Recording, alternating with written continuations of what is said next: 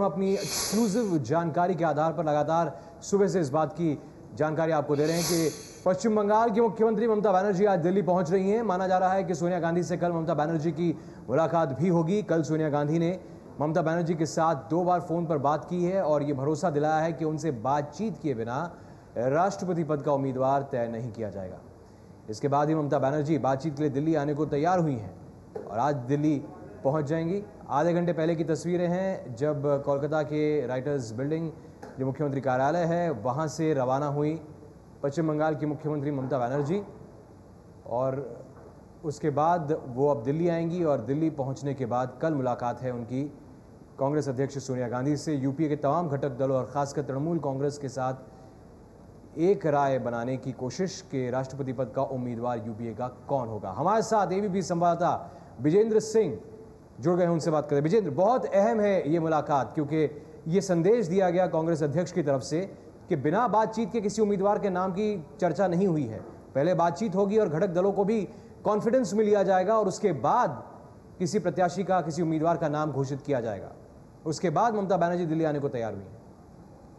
जी हाँ सिद्धार्थ, आपने सही कहा कि जब सोनिया गांधी ने फोन किया था उनको और उनसे कहा कि आप आइए दिल्ली, आपसे बात करेंगे, उसके बाद राष्ट्रपति का उम्मीदवार कौन होगा वो तय किया जाएगा। और अभी ममता बनर्जी जब राइटर्स बिल्डिंग से निकल रही थी तब भी उनसे जब पूछा गया तो उन्होंने यही कहा कि सोनिया गांधी ने उन्हें फोन किया था और फोन करके उन्होंने दिल्ली आने को कहा है, इसीलिए मैं दिल्ली जा रही हूँ और मसला सिर्फ एक ही है, वो है राष्ट्रपति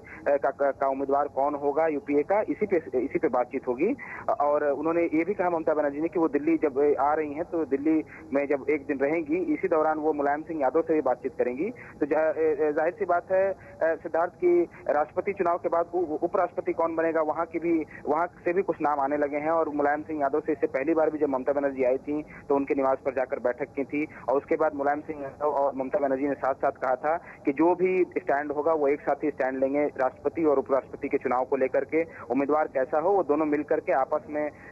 बातचीत करने के बाद ही एक मत होने की कोशिश करेंगे। तो कहीं ना कहीं ममता बनर्जी जो अपनी बातें कहना चाह रही थी वो चाह रहे थे कि मुलायम सिंह भी उनके साथ हो और मुलायम भी जो ऐसा कोई उम्मीदवार आता है अगर वो कोई स्टैंड बनाते हैं तो वो भी ममता को अपने पास लेना चाह रहे थे। तो ममता बनर्जी आज 5 बजे दमदम हवाई अड्डे से दिल्ली के लिए रवाना होंगी, 7 बजे एयर इंडिया के फ्लाइट से दिल्ली पहुंचेगी, 7:30 बजे करीब वो अपने निवास एमएस स्टार्ट में पहुंचेंगी। और आज शायद कोई इंपॉर्टेंट मीटिंग ना हो पर